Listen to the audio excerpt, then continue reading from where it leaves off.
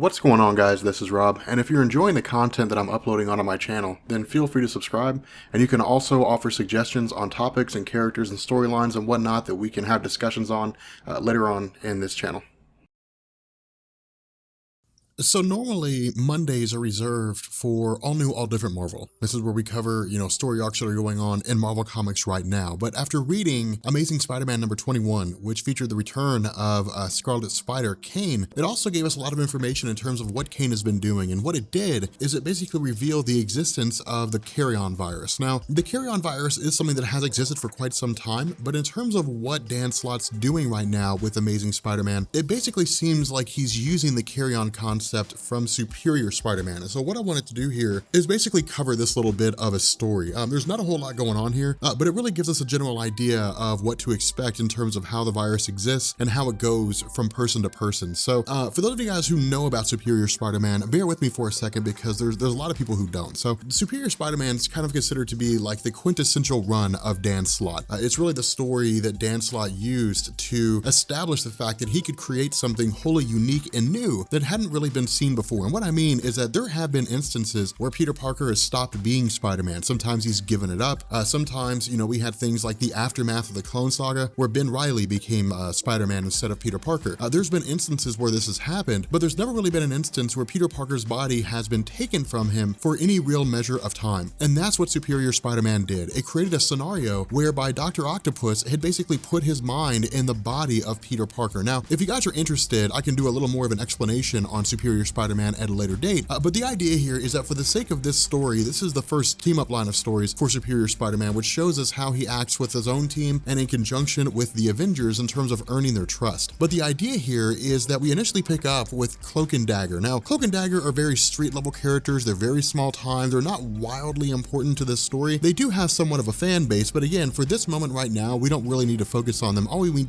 really need to know is that they have come across several criminals who are basically in the process of attempting to rob some innocent individuals. But in the midst of this, in the midst of their attempt to stop this robbery, they're suddenly met by the arrival of Superior Spider-Man. Now, of course, their response is, hey man, we have this, you don't have to show up to this, but instead of, more or less walking away, he basically beats them up and pummels them into submission. And so from here, we basically jump to Superior Spider-Man fighting Daredevil. Now, we're really given this in a very fast pace. We're not given a whole lot of information here, and the reason why is because following these two attacks, we switch over to Captain America in Avengers Tower, of course being aided by Jarvis, and we essentially get him watching all these different news reports where different people are reporting that Spider-Man seems to have gone awry, that he's gone rogue and been attacking both a hero and villain alike, and Steve Rogers essentially brings together the entirety of the Avengers. Now, the reason why this is necessary for Steve Rogers to do is because Spider-Man's no joke. Granted, Spider-Man's not one of the most powerful beings in existence, but his spider sense is really like the one thing that makes him, that gives him the ability to stand on his own against a multitude of different villains that exist out there who would otherwise kill him. What we also learn is that he's gone against a multitude of individuals and he's shown absolutely no remorse whatsoever. He's taken them all on and he's fought every single one of them. And so the Avengers, or I guess led by Captain America, essentially say they need to take down Spider-Man. Now again, because a lot of this is given to us in really quick succession, there's not a whole lot to really go on here except to say that various members of the Avengers and various superheroes in general try to take him on where they can. Of course, we have Power Man and Iron Fist, we have Sun Girl, we have Moon Knight, we have Doctor Strange, but all of them are easily defeated in turn. Now, the other half of this is that this is Dr. Octopus Spider-Man, and so he's able to use the powers of Peter Parker, use the powers of Spider-Man in ways that Peter Parker would have never thought of before, or in ways that are a little more ingenuitive compared to what Peter Parker would have thought of before. But again, we essentially have a scenario where it seems as though every single superhero who's either part of the Avengers, part of the Fantastic Four, part of the Inhumans, or whatever, are all trying to take out Spider-Man as best they can. And so where he seems to be getting away at every turn, where he seems to be taking them out, we also learn there's a little more going on here with regards to the Carrion virus itself. Now, initially he's met, or I guess, after all this is done and he's fought all these superheroes, he's met by the Incredible Hulk,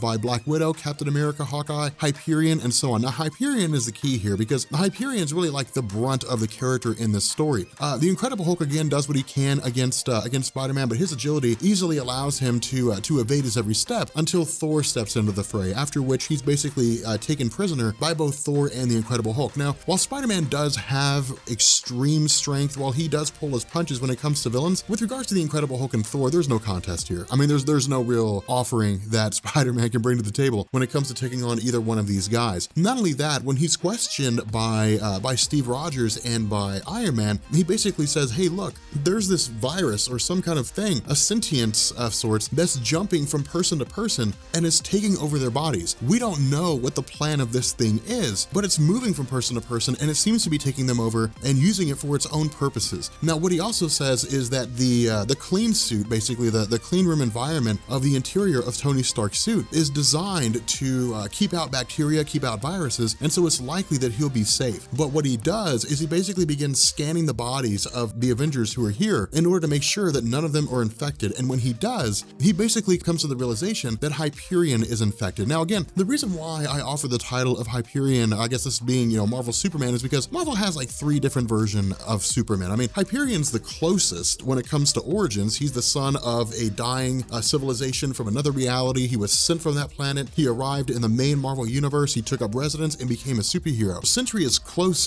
He's close to Superman when it comes to like unbridled strength. And Adam Brashear is close to Superman when it comes to both strength and intelligence. But the kicker about this is that Superman's like the first superhero. So essentially anybody with flight, with super speed, with super strength, and a cape could be pawned off as essentially being a copy of Superman. It's an unavoidable thing. I mean, in truth, minus the cape, we could say that Carol Danvers is a copy of Superman. It's not that Marvel's intending to do this, it's that it just worked out this way because of the standard that Superman set in terms of the existence of superheroes and how they relate to the overall superhero community in terms of their powers and abilities and so on and so forth. Now, the other half of this is that because Hyperion is so strong and because Hyperion is so capable, the Avengers can't do anything.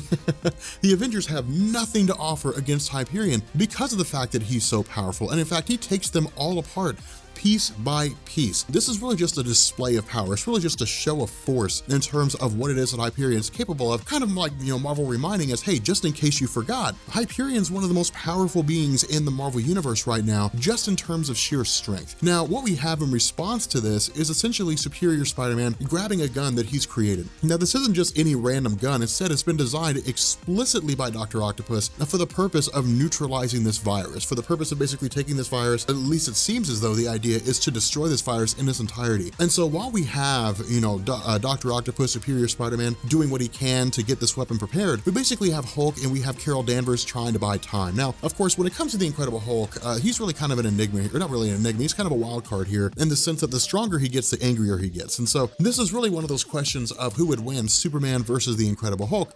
It would have to be something where the Incredible Hulk was beat right off the bat in order to ensure that his anger wouldn't increase his strength, leading to basically a stalemate between two, like an unstoppable force meeting an immovable object. But again, because this is Dr. Octopus, because of the fact that this weapon is designed for the purpose of neutralizing the virus, he immediately fires it on Hyperion and is able to cleanse him of the virus itself. What he also says is that this is his idea. This is basically to eliminate this virus, to make sure that it never comes back. Now, again, the main belief here from Dr. Octopus, or from Superior Spider-Man anyway, is that the virus has been destroyed. At least to his mind, it's gone in its entirety. And so what we learn is that this was really like his first step in gaining the trust of the Avengers and getting the superhero community team to believe he was a good guy. Now, the other half of this is that, as far as I'm aware, this is before Dr. Octopus basically turns over a new leaf and decides to be a good guy. And the reason why I say that is when Dr. Octopus first took over the body of Peter Parker and became Spider-Man, he was like a bad guy. He's like, well, I can do anything now.